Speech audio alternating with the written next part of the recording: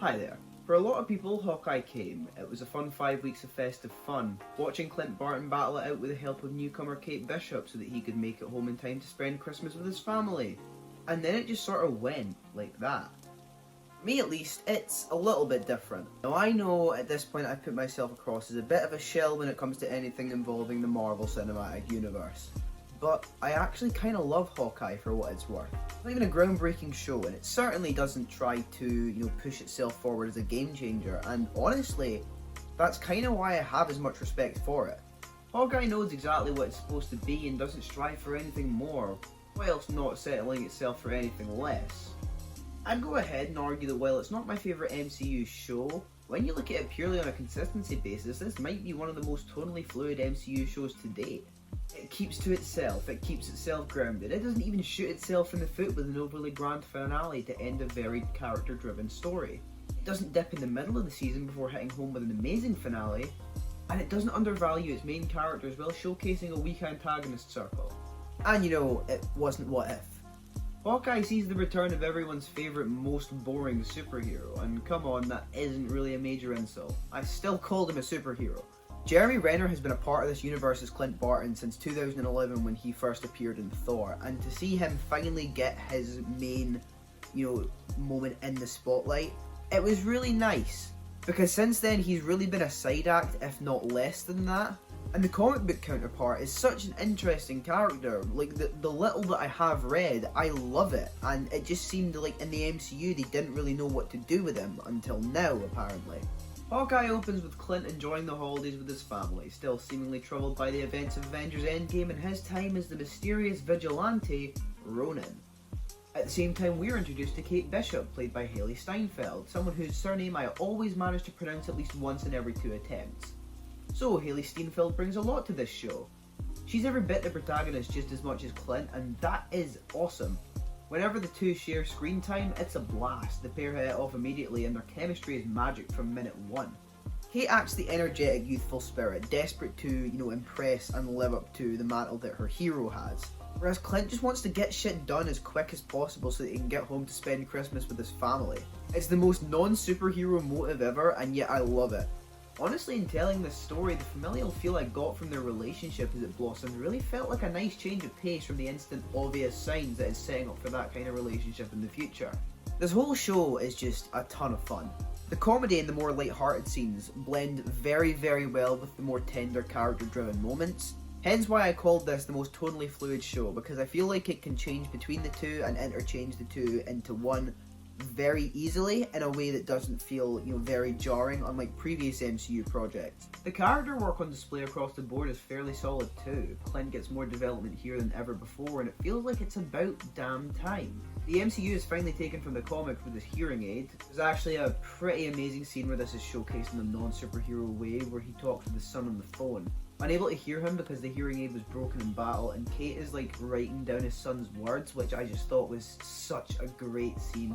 That shit works on so many levels, not just showcasing a new struggle for Clint. That moment really highlights how much family means to the underlying story of Hawkeye. Shown in so many scenes, and it's not, forced down your throat, it's just there in the background. It drives a lot of character motivations in this, and I just like how it was handled. The show isn't without its confusing points though. For me, one of the biggest was the reveal of Vincent D'Onofrio's Kingpin, who was obviously in Daredevil. That return was heavily rumoured for a while after people wanted, Netflix or the MCU to revive the Daredevil series. But on the 15th, the same day that No Way Home would confirm Matt Murdock's existence once again, Hawkeye did the same for the big guy. I feel like this was a little random. Kingpin didn't have to be in this show. There was absolutely no reason it had to be him at the top. Again, I'm happy that they've done it, and it's obvious they kind of want to set him up to potentially appear in the Echo series, but did it have to feel as forced? Not only that, there's been a lot of internet criticism towards the portrayal too. People are upset that this doesn't really feel like Wilson Fisk, leading to people to believe this was a reboot rather than a continuation.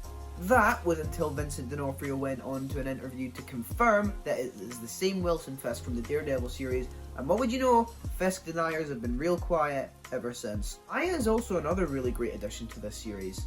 I love the fact that despite the fact they have a show coming for her and could have just saved it for that, They give her a genuine arc here that feels fleshed out enough in the screen time that she has.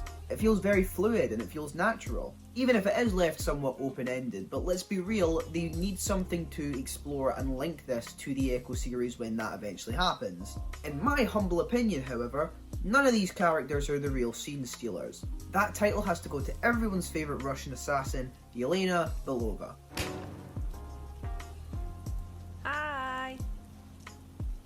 I made macaroni if you want some. Now, I don't think it's a secret on this channel that I've got a bit of a thing for Florence Pugh. Some of the videos have been privatised, but yeah, there is a bit of an obsession there. Purely on an acting basis, you know, nothing else at all.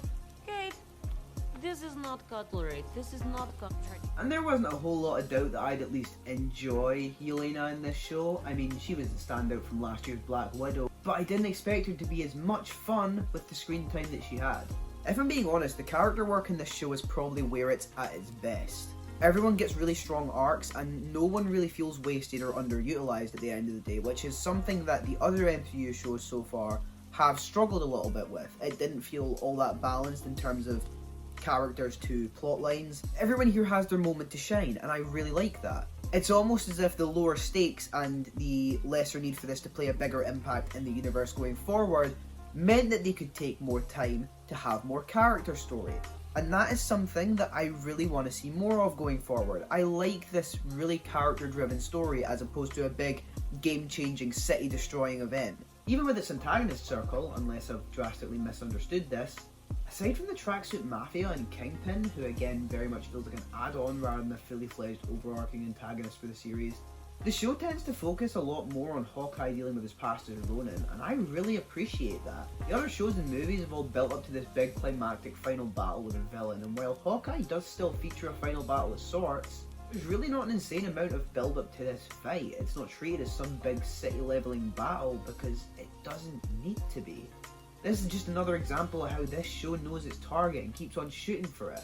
As far as genuine issues go with this show, I feel like I really don't have much I can say. A lot of them I had written out here, but as I've written the script for this video, I've realised they don't make sense or they're actually explained when I've rewatched episodes back. And so, I really don't have much to say. You know, if I had to say one thing, it doesn't have perfect pacing. It is guilty of taking its foot off the gas, but that's to be expected with a show that isn't trying to one-up itself every episode. The only reason I'm even saying this is because I need a criticism in this video so it doesn't just look as if I'm shelling out yet again.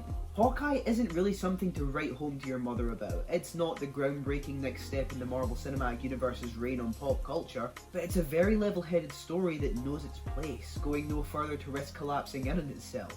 It knows it can be great by doing the bare minimum, and so that's exactly what it does, and it does it well. That might sound like a criticism of the show, but honestly, I'm tired of these projects trying to reach out, only to barely escape or fail trying to be something more. It's refreshing to have one that keeps itself at a level that's respectable enough to be considered a solid time, while not dropping into the forgettable entries in this saga. Hawkeye isn't something I'd necessarily call amazing, but it certainly is an amazing time. With solid acting and characters that we really grow to care about, it's genuinely difficult for me to find something to dislike about this show. It sets out and tries to be something different and yet still keep itself grounded within the MCU, and in that regard, on all accounts, I think Hawkeye hits the target. Thank you so much for watching the Hawkeye video. If you enjoyed it, please feel free to leave a like and share it with your friends to show me that I'm doing something right with the content. It would be greatly appreciated. Obviously, the next video in my list of releases is going to be the Spider-Man No Way Home video. But if you're just coming across the channel for the first time and you've liked this video and you want to see that one, please also feel free to subscribe. I make Marvel content, I make Star Wars content coming soon. We've got the film awards hopefully next month unless something bad happens. And yeah, that's been everything from me. I've been Jordan. I hope you're all having a fantastic day, and I'll see you all in the next one.